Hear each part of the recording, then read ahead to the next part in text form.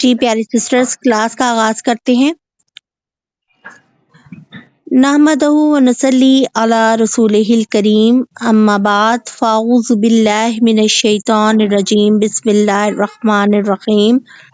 رب اشرح لی صدری ویسر لی امری واحلل عقدۃ من لسانی یفقہوا قولی واجعل لی وزیرا من اہلی۔ اللہم فقہنا فی الدین، ربنا زدنا علما، اللہم انا نسألک علما نافعا، رزقا طیبا وعملا متقبلا۔ ربی یسر ولا تعسر وتمم بالخیر، آمین ثم آمین۔ پیاری سسٹرز، یہ جو سورہ نساء ہے یہ مدنی سورت ہے اور اس میں 176 آیات شامل ہیں اور 24 رکوع ہیں، 24 رکوع ہیں۔ اچھا، یہ سورت جو ہے نا اپنے مضمون کے اعتبار سے بہترین اور سب سے الگ سورت ہے۔ اس میں نا آئلی قوانین جو ہے نا، معاشرتی قوانین، آپس میں جو معاملات ہیں، بالخصوص جو جن کا ازدواجی زندگی سے تعلق ہے، پھر وراثت سے تعلق ہے، سب سے جامع جو ہے اس میں بیان کیے گئے ہیں۔ اور یہ جو سورت ہے یہ سبع طوال میں شامل ہے، سورہ نساء۔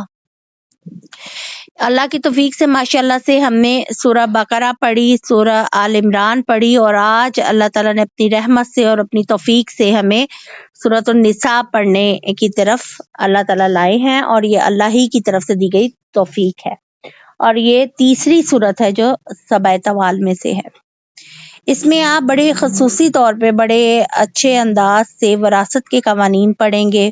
پردے کے احکامات سورہ نور میں بھی آئے ہیں تفصیلاً، اور اس میں بھی بتائے گئے ہیں کافی زیادہ، اور زیادہ تر اس کا جو حصہ ہے وہ آئلی اور معاشرتی قوانین سے پر مشتمل ہے، اور اس کا آغاز بھی جو ہے وہ انسان کی تخلیق سے ہی ہو رہا ہے۔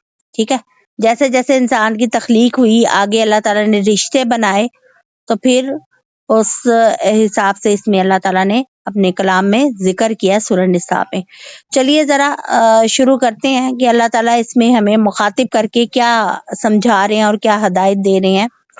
اللہ تعالیٰ فرماتے ہیں، یا ایھا الناس اتقوا ربکم الذی خلقکم من نفس واحدہ وخلق منها زوجها وبث منهما رجالا كثيرا ونساء واتقوا الله الذي تساءلون به والارحام ان الله كان عليكم رقيبا۔ پہلی ہی آیت میں اللہ تعالیٰ فرما رہے ہیں، لوگوں اپنے اس رب سے ڈرتے رہو جس نے تمہیں ایک جان سے پیدا کیا، پھر اسی سے اس کا جوڑا بنایا، پھر ان دونوں سے دنیا میں بہت سے مرد اور عورتیں پھیلا دی، نیز اس اللہ سے ڈرو جس کا واسطہ دے کر تم ایک دوسرے سے اپنا حق مانگتی ہو، اور قریبی رشتہ داروں کے معاملے میں بھی اللہ سے ڈرتے رہو، بلا شبہ اللہ تم پر ہر وقت نظر رکھے ہوئے ہے۔ علیکم رقیبا، تم پر ہر وقت نظر رکھے ہوئے، نگہبان ہے تم پر اللہ۔ اچھا، یہاں پر جو آیت کے شروع میں ہی کہا گیا کہ خلقکم من نفس واحدہ، یعنی اللہ تعالیٰ وہ ہے جس نے ایک جان سے پیدا کیا ہے۔ اب وہ ایک جان کیا ہے؟ ان سے مراد ابو البشر، ہم سب کے جو جن کو ہم کہتے ہیں کہ ہمارے بابا ہیں، اور ہم سب انسانوں کے جو باپ ہیں وہ ہیں حضرت آدم علیہ السلام۔ ایک جان پہلے حضرت آدم علیہ السلام کو پیدا کیا گیا، پھر اسی سے اس کا جوڑا بنایا۔ یعنی اس آیت سے یہ ہمیں پتہ چلتا ہے کہ انہی سے آپ کی بیوی سیدہ حوا علیہ السلام کو پیدا کیا گیا، اور اس میں ہمیں دلیل جو ہے وہ آپ صلی اللہ علیہ وسلم کی بخاری کی ایک حدیث بھی ملتی ہے۔ سیدنا ابو ہریرہ فرماتے ہیں کہ آپ صلی اللہ علیہ وسلم نے فرمایا، میری وصیت مانو اور عورتوں سے بھلائی کرتے رہنا، کیونکہ عورت کی خلقت پسلی سے ہوئی ہے، اور پسلی کے اوپر کا حصہ ٹیڑھا ہوتا ہے۔ اگر اسے سیدھا کرنے کی کوشش کرو گے تو یہ ٹوٹ جائے گی، اور اگر یوں ہی چھوڑ دو تو ٹیڑھی ہی رہے گی، لہٰذا میری وصیت مانو، اس سے اچھا سلوک کرو۔ ٹھیک ہے، یہ تو پتہ چل گیا کہ سب سے پہلے حضرت آدم علیہ السلام کو پیدا کیا، اس کے بعد جو اس آیت سے ہمیں دوسری بات پتہ چلی وہ یہ کہ حضرت آدم علیہ السلام کے ہی جسم سے تخلیق کیا گیا حضرت حوا علیہ السلام کو. اس میں یعنی پسلی کا ذکر آ رہا ہے کہ حضرت آدم علیہ السلام کی پسلی سے حضرت حوا علیہ السلام کو پیدا کیا گیا. اچھا اب یہاں دیکھ لیں آپ کہ سب سے پہلا جو رشتہ بنا اس دنیا میں وہ زوجین کا بنا، یعنی میاں بیوی کا بنا. ٹھیک ہو گیا. اور اس میں اس آیت کے آغاز سے ہی جو اللہ تعالیٰ نے کہا ہے کہ ایک جان سے پیدا کیا، پھر اس کا جوڑا، پھر اس دنیا میں بہت سے مرد اور عورتیں پھیلا دی، یعنی سب برابر ہیں انسانی سطح پر. بحیثیت انسان سب انسان ایک دوسرے کے برابر ہیں، لہذا ہر ایک کے ساتھ حسن سلوک سے پیش آنا ضروری ہے. ٹھیک ہے نا. سب سے پہلی تو یہ بات یاد رکھیں کہ تمام مرد و زن، ہر عورت اور مرد برابر ہیں بحیثیت انسان. ڈیوٹیز دینے کے بعد اللہ تعالیٰ نے کچھ کو کچھ پہ فضیلت دی جو ہم نے سورہ آل عمران میں بھی پڑھا تھا اور اسی صورت میں بھی انشاءاللہ آگے بھی پڑھیں گے. پھر اللہ تعالیٰ نے کہا کہ قریبی رشتے کے معاملے میں ڈرتے رہو. صلہ رحمی کی بڑی تاکید ہے دین اسلام میں، اس کی بڑی فضیلت ہے. دیکھیں قریبی رشتہ داروں سے بہترین سلوک کرنا بڑا نیکی کا کام ہے، اور ان تعلقات کو بگاڑنا، خراب کرنا یہ گناہ کبیرہ ہے. اب یہ گناہ کبیرہ کیسے ہے؟ یہ ہمیں آپ صلی اللہ علیہ وآلہ وسلم کی احادیث سے پتہ چلتا ہے، جب وہ وضاحت ان آیات کی کتنی خوبصورت ہوتی ہے. اور یہ بھی ان لوگوں کے لیے جو منکر حدیث ہے، ان لوگوں کے لیے بھی ایک بہت پیاری دلیل ہے کہ ہر قرآن کی آیت کی وضاحت جو ہے وہ آپ صلی اللہ علیہ وآلہ وسلم کے قول و فعل سے ہوتی ہے، کیونکہ آپ صلی اللہ علیہ وآلہ وسلم کا خلق خود قرآن ہے. اور اس کو بھی حضرت عائشہ صدیقہ علیہ جو تھیں سیدنا عائشہ صدیقہ رضی اللہ تعالیٰ عنہ، انہوں نے بیان کیا. اب دیکھیں ایک تو بات یہ ہو گئی کہ رشتہ داروں سے بہترین سلوک کرنا، اور آپ صلی اللہ علیہ وآلہ وسلم نے فرمایا کہ رحم جو ہے رحمان سے نکلا ہے. ٹھیک ہے. اللہ نے رحم سے کہا جو تجھے ملائے گا میں اسے ملاؤں گا، اور جو تجھے توڑے گا میں اسے توڑ دوں گا، اس سے میں اپنا تعلق توڑ لوں گا. ٹھیک ہے. بخاری کی حدیث ہے. اب فراغی رزق کا نسخہ آپ صلی اللہ علیہ وسلم نے فرمایا جو شخص چاہتا ہے نا کہ اس کی رزق میں، اس کے عمر میں اضافہ ہو تو اسے چاہیے کہ وہ صلہ رحمی کرے. اور آپ صلی اللہ علیہ وسلم نے یہ بھی فرمایا کہ قطع رحمی کرنے والا، تعلق توڑنے والا کبھی جنت میں نہیں جائے گا. ایک اور جگہ آپ یہ دیکھیں کہ جس انسان نے قطع تعلق کیا اور وہ حق پر تھا، یعنی اس کے ساتھ کسی نے برا کیا اور اس نے تعلق توڑ دیا لیکن وہ حق پہ تھا، پھر بھی اس کو پل صراط سے گزرتے ہوئے دوزخ کی تپش ضرور پہنچے گی. اللہ اکبر. اللہ تعالیٰ ہم سب کو صلہ رحمی کی توفیق دے، اور جہاں جہاں رشتے ایک دوسرے سے ناراض ہیں اللہ تعالیٰ ان میں باہمی موافقت پیدا کرے، محبت پیدا کرے، اور ہمیں توفیق دے کہ ہم کبھی رشتے نہ توڑیں. اور کیونکہ اتنی سخت اس میں وعید ہے، اللہ تعالیٰ نے اتنا سخت سزا دی ہے کہ جو رشتہ داروں سے تعلق توڑے گا ان سے میں تعلق توڑ لوں گا. آپ یہ دیکھیں کہ جب اللہ تعالیٰ مخلوق کی تخلیق سے فارغ ہوا تھا نا، تو جو رحم ہے نا، اس نے اللہ تعالیٰ سے کہا تھا کہ اللہ کہ قطع رحمی سے تیری پناہ طلب کرنے کا یہی موقع ہے. تو اللہ تعالیٰ نے فرمایا ہاں، کیا تو اس بات سے راضی نہیں کہ میں اسے ہی ملوں گا جو تجھے ملائے، اور اسے ہی توڑوں گا جو تجھے توڑے. تو رحم نے کہا ہاں اے میرے رب. اللہ تعالیٰ نے فرمایا تیری یہ بات مجھے منظور ہے. آپ صلی اللہ علیہ وآلہ وسلم نے پھر اس کے بعد یہ بھی کہا کہ اس سے آپ دلیل کے طور پہ یہ آیت پڑھ لیں.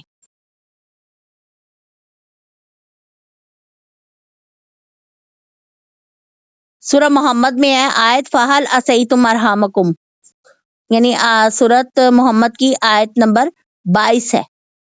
جس میں یہ حوالہ پوری طرح دیا گیا کہ جو تعلقات توڑے گا، آپس میں رحم کے رشتے توڑے گا، اللہ تعالیٰ اس سے تعلق توڑے گا۔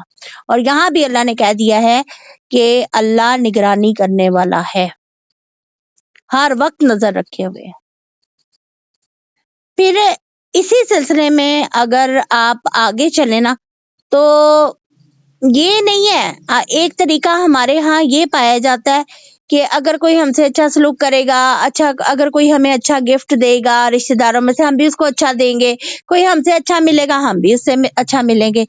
ایسے نہیں ہے، یہ طریقہ نہیں ہے رشتے ملانے کا، بلکہ رشتہ ملانے والا تو وہ ہے نا کہ جب تعلق اس سے توڑا جاتا ہے تو وہ اس تعلق کو جوڑے، اس تعلق کو ملائے۔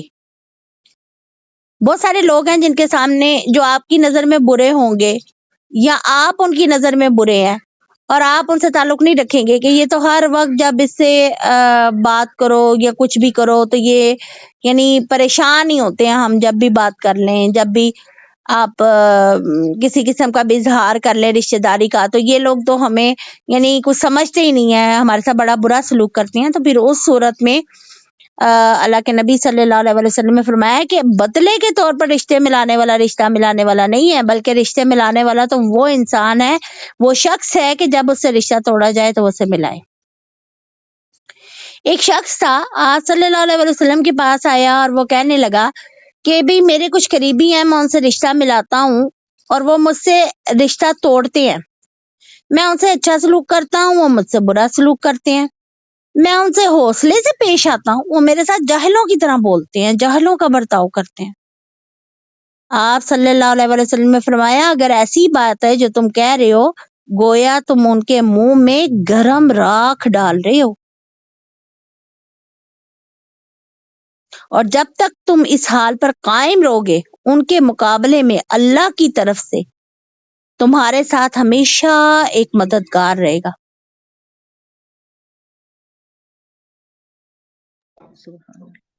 اللہ اکبر۔ اب اسی میں سیدنا اسماء رضی اللہ تعالیٰ عنہا کہتی ہیں کہ جس زمانے میں آپ صلی اللہ علیہ وسلم کی قریش سے صلح تھی، اس دوران ان کی امی آئی ہیں ان کے پاس، تو وہ اسلام سے بے رغبت تھیں، تو وہ کہتی ہیں میں نے آپ صلی اللہ علیہ وسلم سے پوچھا کیا میں ان سے صلہ رحمی کر سکتی ہوں؟ تو آپ صلی اللہ علیہ وسلم نے فرمایا ہاں، حالانکہ وہ کافر تھی نا۔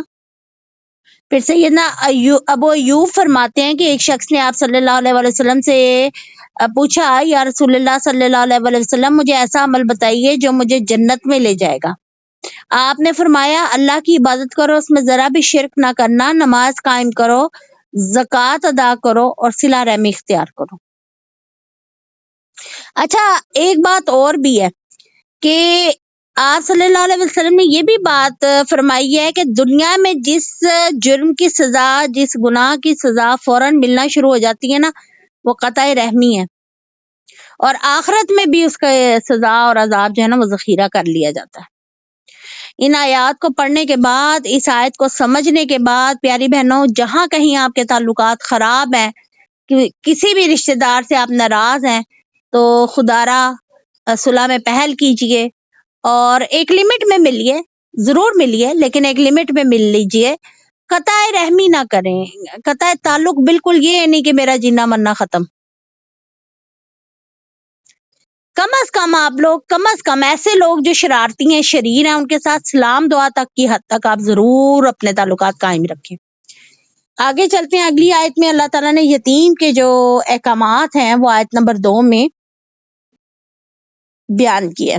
اللہ تعالیٰ فرما رہے ہیں وَآتُوا الْيَتَامَى أَمْوَالَهُمْ وَلَا تَتَبَدَّلُوا الْخَبِيثَ بِالطَّيِّبِ وَلَا تَأْكُلُوا أَمْوَالَهُمْ إِلَىٰ أَمْوَالِكُمْ إِنَّهُ كَانَ حُوبًا كَبِيرًا۔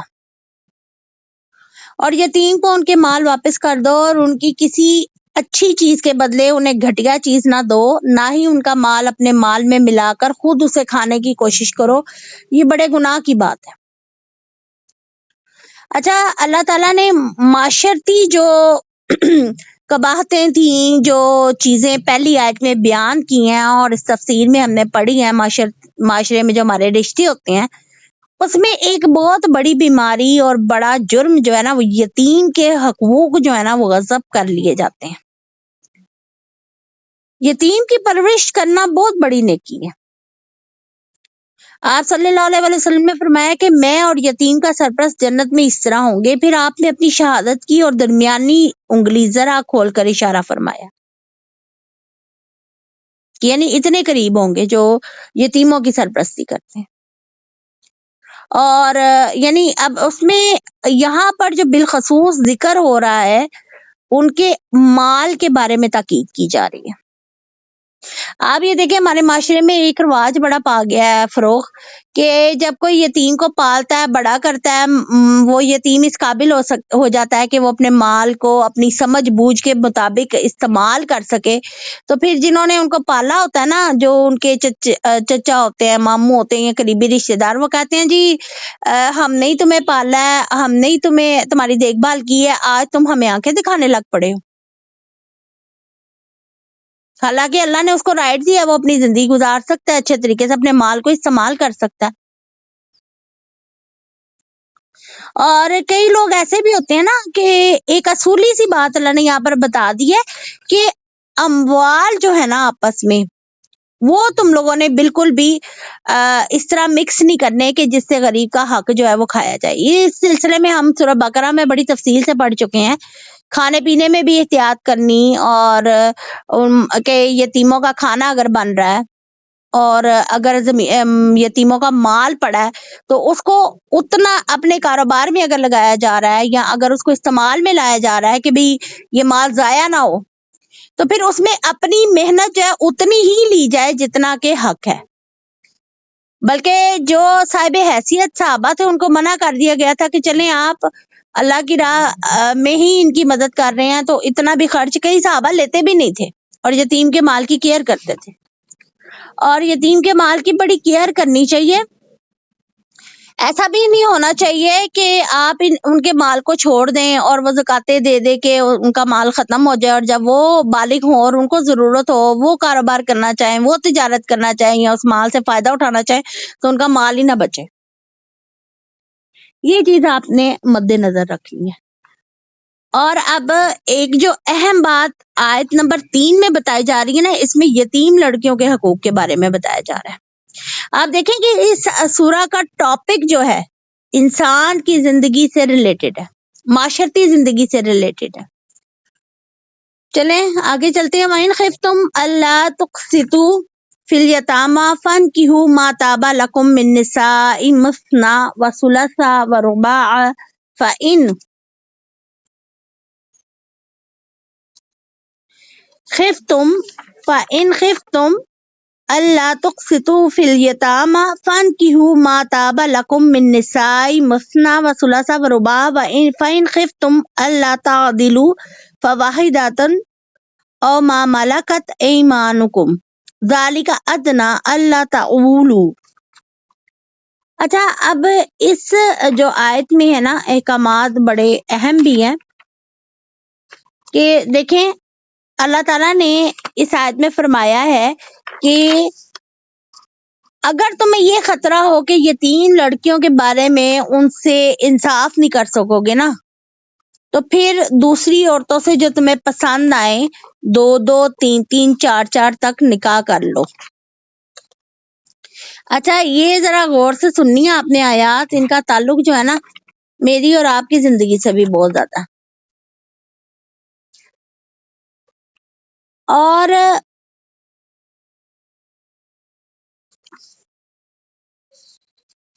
پہلے اتنا حصہ جو ہے نا اس آیت کا سمجھتے ہیں کہ اس میں یعنی کیا کہا گیا ہے کہ انصاف نہ کر سکو گے تو پھر جو تمہیں پسند آئے تم 2 3 4 تک نکاح کر لو۔ دیکھیں یتیم لڑکیاں جو ہوتی ہیں نا بڑی ہوتی ہیں، اگر ان کے پاس وراثت بھی ہو تو احتیاط زیادہ ہو جاتی ہے۔ اب ظاہر ہے یتیم لڑکی کا ولی تو کوئی قریبی رشتہ دار ہی ہوگا نا، اور وراثت بھی ولی نے ہی سنبھالی ہوگی۔ اور ایسا بھی ہو سکتا ہے کہ اس ولی کا بیٹا بھی جوان ہو اور وہ چاہے کہ اس لڑکی کا میں نکاح کر لیتا ہوں اس صورت میں کہ اس کے پاس مال زیادہ ہے، اور حالانکہ اس کا بیٹا جو ہے وہ اس کے دل میں ذرا بھی اس کے لیے محبت یا الفت نہ ہو، یا ولی کوئی ایسا ہو جاتا ہے جو نامحرم ہوتا ہے اور نکاح جو ہے وہ یعنی نکاح والی سائڈ پہ آ جاتا ہے، کوئی ایسا بندہ اس کا ولی بن جاتا ہے کہ اس کے ساتھ بھی نکاح اس کا جائز ہوتا ہے، لیکن وہ اس لالچ میں نکاح کر لے کہ اس کا ورثہ نہ ہاتھ سے نکل جائے، تو اس طرح کا نکاح کرنا اس لڑکی پر ظلم ہے۔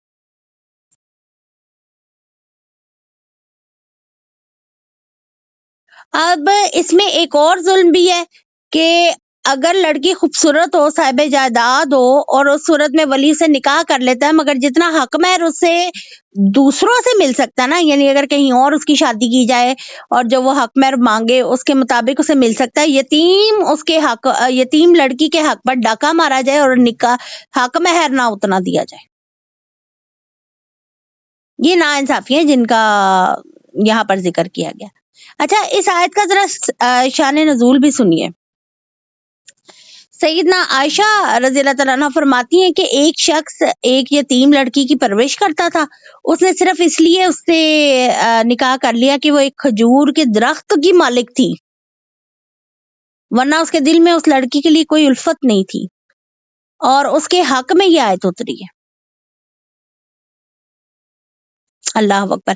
اچھا، یہاں پر ایک اور چیز وضاحت سے بتا دوں کہ سیدنا عائشہ رضی اللہ تعالیٰ عنہ کے بھانجے جو تھے نا، عروہ بن زبیر نے ان سے اس آیت کا مطلب پوچھا تو انہوں نے فرمایا، بھانجے اس آیت کا مطلب یہ ہے کہ ایک یتیم لڑکی اپنی ولی کی پرورش میں ہو اور ترکے کی روز سے اس کی جائیداد میں حصے دار ہو، اور ولی کو اس کا مال اور جمال تو پسند آئے، مگر وہ اسے اتنا مہر دینے پر آمادہ نہ ہو جتنا اسے دوسرے لوگ دے سکتے ہیں، تو وہ اسے نکاح نہ کرے۔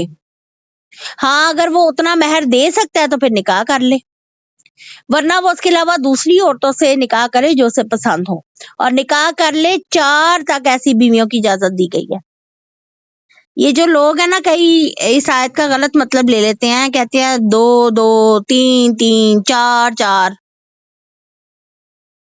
یعنی 2 اور 2 ہو گئے 4، 3 اور 3 6، 10، اور 4 اور 4 8، 18 بیویاں کر لو۔ ایسے نہیں ہے، 4 کی حد مقرر کی گئی ہے، زیادہ سے زیادہ 4 تک بیویوں سے نکاح کی اجازت ہے۔ کوئی بھی انسان جو ہے نا، اپنے حسب نسب کو دیکھتے ہوئے، اپنی جسمانی اور اپنی مالی کیپیسٹی کو دیکھتے ہوئے حسب پسند 4 بیویاں کر سکتی ہیں، مگر شرط پتہ کیا ہے؟ مساوات رکھی جائے، برابری رکھی جائے، اور اگر وہ برابری نہیں نا بندہ کر سکتا تو پھر ایک ہی بیوی پر اکتفا کرے، اور پھر ان کنیزوں پر جو تمہاری ملک میں ہے۔ یہ آگے آ رہا ہے، اب ذرا میں آگے کا بھی ترجمہ پڑھتی ہوں۔ لیکن اگر تمہیں یہ اندیشہ ہو کہ ان میں سے انصاف نہیں کر سکو گے تو پھر ایک ہی کافی ہے، یا وہ کنیزیں جو تمہارے قبضے میں ہوں۔ بے انصافی سے بچنے کے لیے یہ بات قریب یعنی اس بات کے قریب ہے کہ تم لوگ ان اصولوں پر عمل کر لو گے۔ اب یہ دیکھیں کہ کل بات ہو رہی تھی ملک یمین کی، یعنی لونڈی کو ملک یمین بولتے ہیں۔ تو جو تمہاری ملک میں ہے، جو ملک یمین ہوتی ہے نا، اس کے برابر حقوق نہیں ہوتے آزاد عورت کے، اسے جسمانی تعلق قائم کیا جا سکتا۔ اچھا، 4 سے زیادہ بیویاں نہیں رکھنی، تو اس میں کیا ہے؟ سیدنا عبداللہ بن عمر کہتے ہیں کہ غیلان بن سلمہ ثقفی جب اسلام لائے نا تو ان کے نکاح میں 10 عورتیں تھیں، تو آپ صلی اللہ علیہ وسلم نے فرمایا کوئی سی 4 پسند کی رکھ لو، باقی ساروں کو چھوڑ دو۔ اور آپ صلی اللہ علیہ وسلم جب کبھی سفر کا ارادہ کرتے تھے تو اپنی بیویوں کے درمیان قرعہ نکالتے تھے، جس کے نام کا قرعہ نکلتا تھا اسے اپنے ساتھ لے جاتے تھے۔ پھر آپ صلی اللہ علیہ وسلم کی جو یعنی ازواج مطہرات تھی نا، ان کے ساتھ وقت گزارنے کا انہوں نے ایک ٹائم ٹیبل مقرر کیا ہوا تھا، ہر یعنی ایک دن اور ایک رات ایک بیوی کے پاس رہنا ہوتا تھا۔ عصر کے وقت آپ صلی اللہ علیہ وسلم اپنے ازواج مطہرات کے حجروں میں جاتے تھے، 1 by 1 سب سے سارے دن کا حالات پوچھتے تھے، ملاقات کرتے تھے ان سے، ان کا ضرورت کے بارے میں پوچھتے تھے، پھر اینڈ میں اس زوجہ محترمہ کے گھر میں تشریف لے جاتے تھے جہاں انہوں نے رات گزارنی ہوتی تھی۔ اور یہ جو ہے نا کہ ایک بیوی رکھنی ہے، ایک سے زیادہ نہیں، اب یہ چیزیں جو ہے آپ اگر دیکھیں نا تو اس سے اس کے سائیڈ افیکٹس بھی بہت زیادہ ہیں۔ آپ دیکھیں آج کل کی عورت جو ہے نا وہ یہ چاہتی ہے کہ گرل فرینڈ تو شوہر رکھ لے، یعنی زنا کر لے لیکن نکاح نہ کرے۔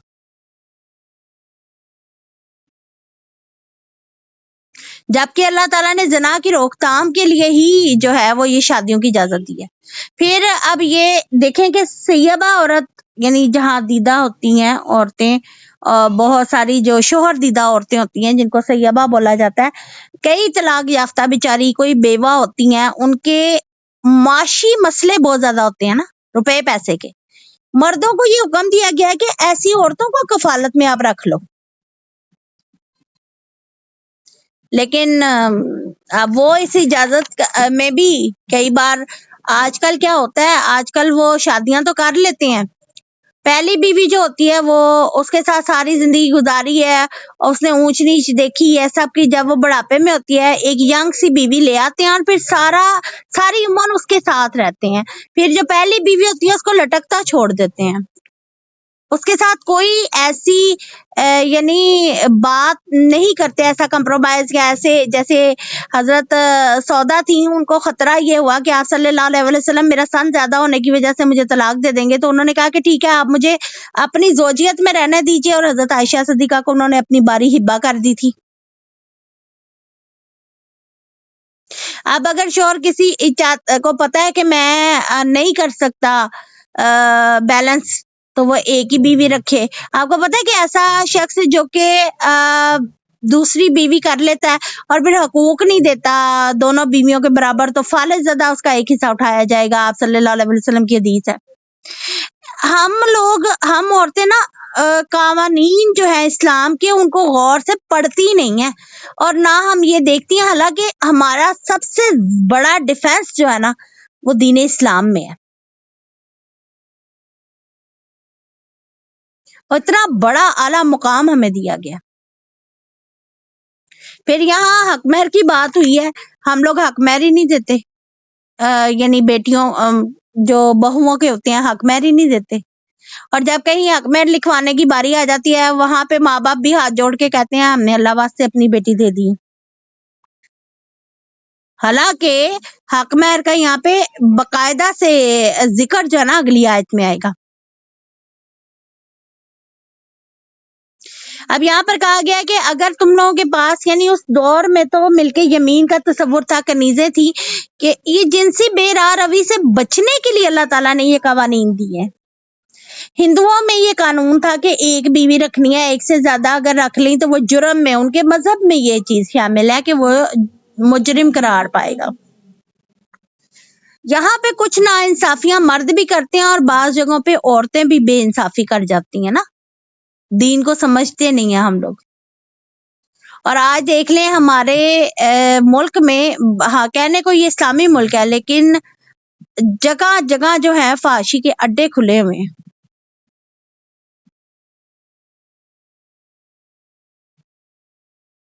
زنا اتنا بڑھ گیا ہے، جو ینگ لڑکیاں لڑکے ہیں ان کے لیے رشتے نہیں مل رہے ہیں، پریشانیاں ہو رہی ہیں، کئی طلاق یافتہ مطلقہ عورتیں ہیں، ان میں دیکھیں کہ وہ بیچاری سیدھی نیک شریف اگر ہوتی ہیں تو بعض میں روٹی کے بھی لالے پڑ جاتے ہیں تو وہ فحاشی میں شامل ہو جاتی ہیں۔ تو اجتماعی طور پہ بھی معاشرہ جو ہے وہ اس قسم کے ناسور اور کینسر کا شکار ہو رہا ہے۔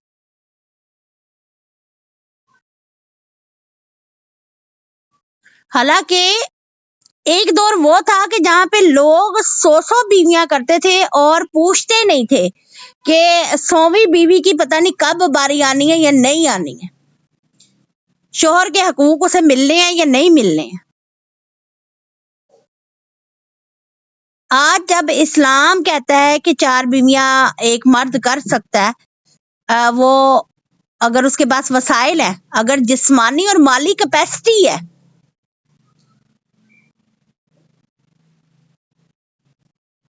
اللہ نے اگر اجازت دی ہے تو اس میں بڑی بہتریاں ہم عورتوں کے لیے بھی ہیں۔ लेकिन बाज़ जगह पे मर्द नाइंसाफ़ी कर जाते हैं और बाज़ जगह पे हम लोग भी नाइंसाफ़ी कर जाते हैं कि इस कानून को इतना ज़हरीला ना समझें और ना ही इसके अगेंस्ट खड़े हों, इसमें फ़ायदा है हम सबका। अल्लाह ताला हमें माफ़ करे। और वही देखें कि ऐसे मालदार होते हैं लोग कि उनके पास कैपेसिटी होती है कि वो 3-4 घरों की कफालत कर सकते हैं, लेकिन वो लोग उतने ही यंग कोई लेके ना गर्लफ्रेंड उस पे अपना पैसा पानी की तरह बहा रहे होते हैं और बीवियों के माथे पे शिकन नहीं होती।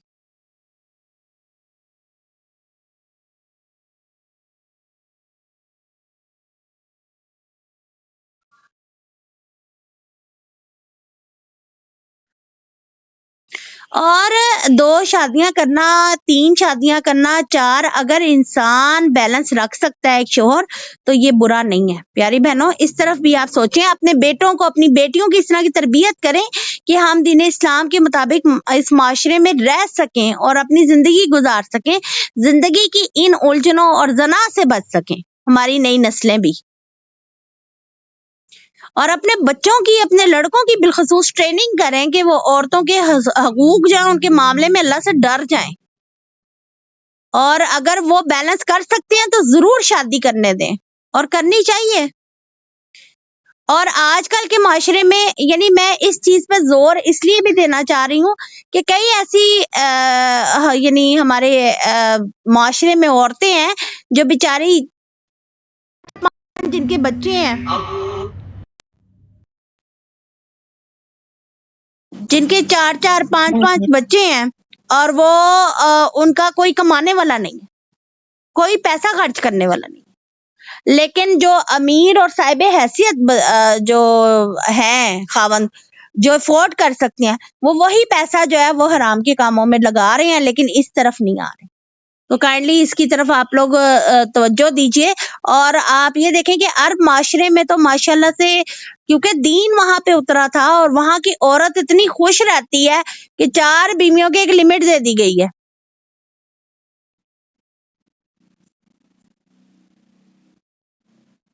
वहां पे मैंने देखा है कि वो लोग अपनी 2-2 3-3 बीवियां, 4-4 बीवियां इकट्ठे लेके आए होते हैं हज पे, उम्रे पे, और बीवियों के भी माथे पे शिकन नहीं होती है।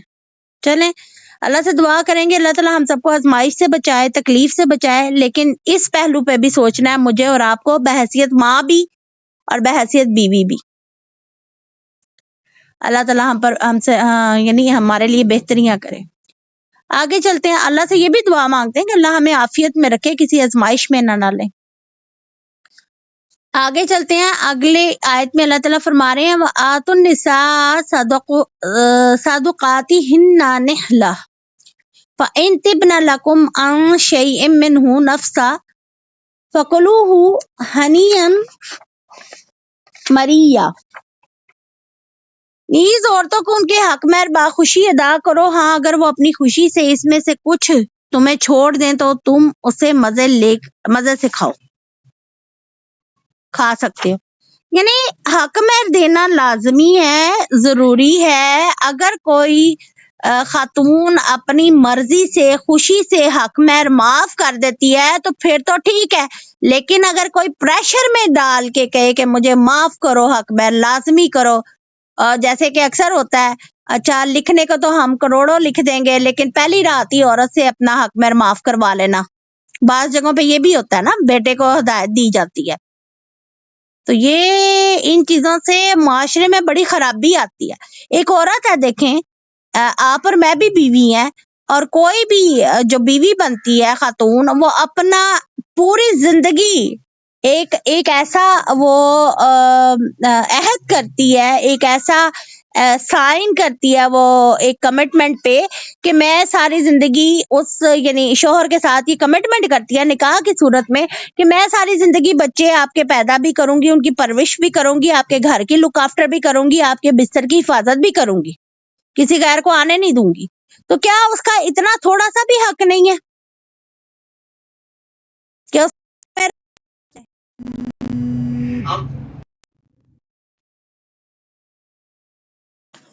अब ये देखें कि اب کئی لوگ ہوتے ہیں کہتے ہیں جی آپ شرعی حق مہر لکھ دیجئے، اور شرعی حق مہر کے بارے میں کیا بیان ہوتا ہے؟ آج کل جو میں نے دیکھا ہے، جو ہم لوگوں میں اتنی جہالت راج باس گئی ہے، کہتے ہیں جی 32 روپے آٹھا نے. آپ کو پتا ہے کہ اتنا یعنی کہ حق مہر جو ہے وہ اگر ہم سنت پہ چلتے ہیں تو آپ کو پتا ہے کہ آپ صلی اللہ علیہ وسلم نے اپنی ازواج مطہرات کو کتنا زیادہ حق مہر دیا تھا. آج کے دور میں تو اتنا کوئی دے بھی نہیں سکتا. 12 اوقیہ چاندی اور نشت تھا حق مہر ہر جو ازواج مطہرات میں جو ام المومنین تھی، اور وہ یہ کتنا بنتا تھا؟ 500 درہم چاندی کے، اس دور کے درہم 500 چاندی کے. یہ ہے مسنون حق مہر. اور حضرت جو خدیجہ رضی اللہ تعالیٰ عنہ تھی، ان کا سونے کے 500 درہم تھے حق مہر.